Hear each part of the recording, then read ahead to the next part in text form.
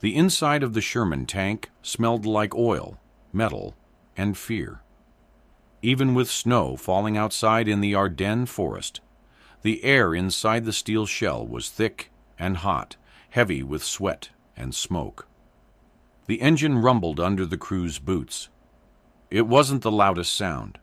It was the vibration that chilled them. The ground itself was humming, slow, deep, steady. That meant only one thing. A tiger was coming. Private Raymond Carter gripped the shell with both hands. He had done this hundreds of times, in training, in combat. This was routine. Load, close the breech, step back. But this time, something felt wrong. The shell was heavier. Not by much, maybe just a few ounces. But it was enough for him to notice. Enough to make his pulse spike. He looked at it quickly. Brass casing, 75mm armor-piercing round. But the balance felt off. He could not say why. It just felt different, packed tighter, hotter. Maybe it had more propellant. Maybe it was just a manufacturing error. Maybe he was imagining it. There was no time to check, no time to think. Raymond shoved the shell into the breech, slammed it shut, and gave the signal. "Up!" he shouted. The gunner fired. The Sherman's 75mm gun exploded with recoil. The tank shook. Carter braced himself. But then came something unexpected. The tiger across the field shuddered. Smoke burst from its front plate. A gash opened in its armor, frontal armor, where no Sherman round was ever supposed to penetrate. Not at this angle. Not at this distance. Not with this gun. The tiger stopped moving. Inside the Sherman, no one spoke for several seconds. What just happened? Carter blinked, still holding the next shell. His loader's instincts were yelling for him to keep going. But his mind was frozen. That shot should not have worked. It defied the math. It defied every manual he had ever seen. They had been told, again and again, the 75mm gun cannot pierce the front of a Tiger tank. And yet, it had. Was it luck? Was it a miracle? Or had something inside that shell, a mistake, an accident, changed everything? This is the story of one loader, one impossible shot, and the shell that was never supposed to work, but did. The myth of the Tiger. To understand why that one shot from Raymond Carter was so shocking, you have to understand what the American forces were up against. The Tiger I was not just another German tank. It was a fortress on tracks. Its full name was Panzerkampfwagen, 6 Tiger Ausführung E. But to the Allied soldiers who saw it on the battlefield, it was known by a shorter, simpler word, just Tiger. And that was enough. The Tiger weighed approximately 57 tons. That is over 125,000 pounds of reinforced steel. Its armor on the front hull and turret was 100 millimeters thick. That is nearly 4 inches. The Germans did not just make it strong, they made it terrifying. Its main gun was an 88 millimeter KWK 36L/56 cannon. It had already earned a deadly reputation in the German anti-aircraft corps. On the ground, it was even more devastating. From over a mile away, more than 1,600 meters, a Tiger could destroy an American Sherman tank with a single shot. Meanwhile, the Sherman's own 75mm gun could barely penetrate a Tiger's frontal armor at 200 meters. That is less than 1/8 of the range. In the chaos of combat, that range difference was a death sentence. American crews knew this. Many called their own tank the Ronson. That was a reference to a cigarette lighter. Why? Because, as the grim joke went, it lights up the first time, every time. That was their fate when a Sherman took a direct hit, especially in the fuel tank or ammo storage. The fire would spread instantly. The crew had seconds to escape, sometimes less. The Tiger, by contrast, was often unharmed even after taking multiple hits. Its treads were wide enough to move through snow, mud, even rubble. Its optics were better. Its gun was more accurate. And its armor, especially from the front, was considered untouchable by anything short of a direct hit from an aircraft or a powerful anti-tank gun like the American 90mm or the British 17-pounder. The German High Command used the Tiger for more than combat. They used it for fear. In propaganda posters, it was painted like a beast, unstoppable, merciless, larger than life. The message was simple. No Allied tank can destroy a Tiger. And for a long time, that message seemed true. There were battle reports where a single Tiger, well-positioned and well-crewed, destroyed over a dozen Allied vehicles in one encounter. In one infamous case, a Tiger commanded by German tank ace Michael Wittmann took out 21 vehicles in under 15 minutes.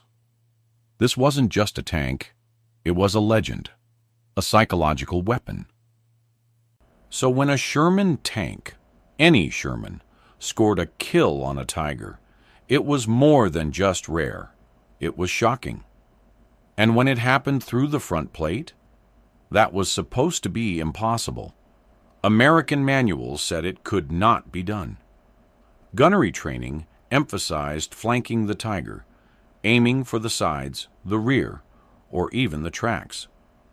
A frontal shot was a waste of ammo. And if you tried it, you would only expose yourself to the Tiger's wrath. That was the battlefield Carter lived in. Those were the odds. And yet, that one day, his 75mm round fired straight into the face of a Tiger and went through. It was not just unbelievable. It was unthinkable. And it all started with a shell that felt just a little too heavy. Raymond Carter was 20 years old. He had never been to college. He had never traveled outside of Iowa before the war. Before the draft, he spent his days working on his family's farm, shoveling grain, fixing engines, and watching the weather more carefully than most people watch the news. Then came the letter. He was drafted in the summer of 1943, trained at Fort Knox, Kentucky, and assigned to a Sherman crew as the loader, the man who feeds the gun. In a tank crew, everyone has a role.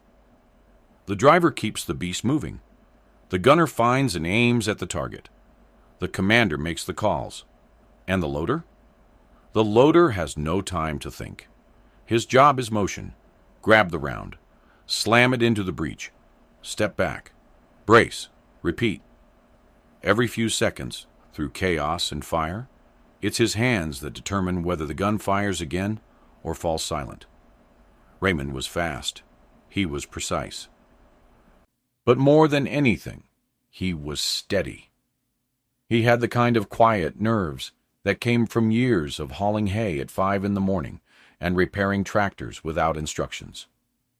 But no farm ever prepared him for this.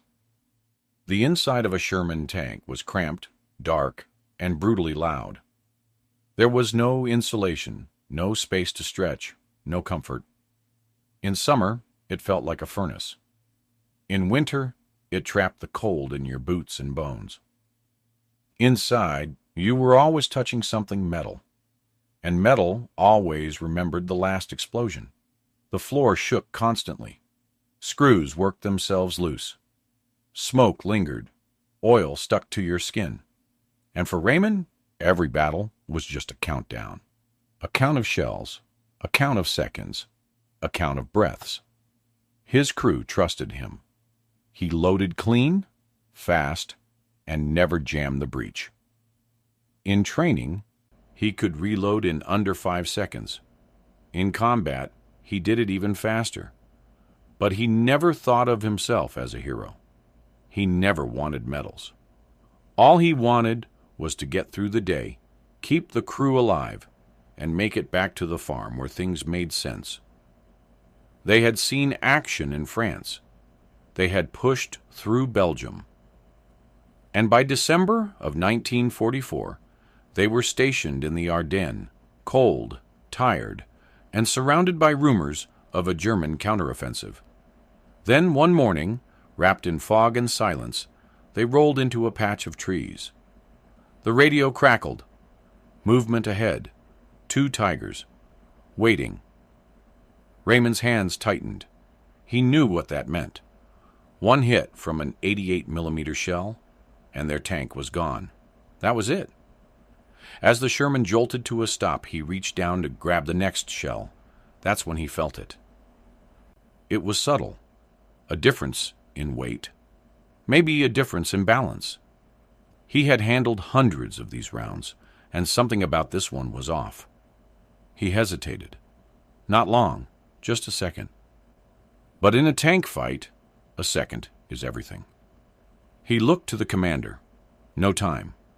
The order was clear. Load it! And he did. He shoved the strange round into the breech, slammed it shut, and stepped back. The gunner pulled the trigger. The shell was on its way. And in that single moment, the myth of the Tiger, and everything Raymond Carter thought he knew about his own weapon, was about to be tested. A tiger in the fog. The trees were silent. It was morning, but the sky was gray, and the fog rolled in thick through the Ardennes. The kind of fog that swallowed sound and made every shape feel closer than it was. Private Raymond Carter's Sherman tank moved slowly along a dirt path, part of a scouting patrol. The road was narrow, flanked by trees that looked skeletal in the winter light. The crew was alert, but no one expected what came next. The radio crackled. Then a sharp voice. "Tiger, 2 o'clock." Everyone inside the tank froze. There was no mistaking the silhouette. Broad turret, sloped sides, long, deliberate cannon. A Tiger tank, just 200 meters ahead, was turning to face them. Another Tiger appeared just beyond it. It was an ambush. The Sherman's commander shouted. The driver slammed into reverse, but the tracks caught on ice and mud. The tank lurched and rocked. Inside, the gunner shouted, "Loaded!" Carter was already moving. He grabbed the first shell from the rack, standard armor piercing, and jammed it into the breech. "Up!" he yelled. The gunner fired. The shell flew across the short distance. It hit the Tiger's frontal plate and sparked, but bounced. Harmless. "Didn't even scratch it," the gunner growled. Then the Tiger returned fire. The German 88mm cannon roared like thunder. The round struck the Sherman just to the side. A near miss, but the shock wave rattled the entire crew. A second Sherman in the patrol was not so lucky. Its turret was hit directly. A fireball lit up the fog. The crew didn't get out. Carter knew they were next. He dropped to the ammo rack and reached for another round. That's when he felt it. The shell in his hand felt different, just slightly. Heavier, warmer. The weight was off and he felt it in his wrists. He looked at it quickly. It looked the same as every other 75mm armor piercing round he had handled since Normandy. But it wasn't the same. Not inside. There was no time to ask, no time to question it. The commander called out again. "Load!" Carter shoved the shell into the breech and slammed it shut. The recoil pad was already shaking in anticipation.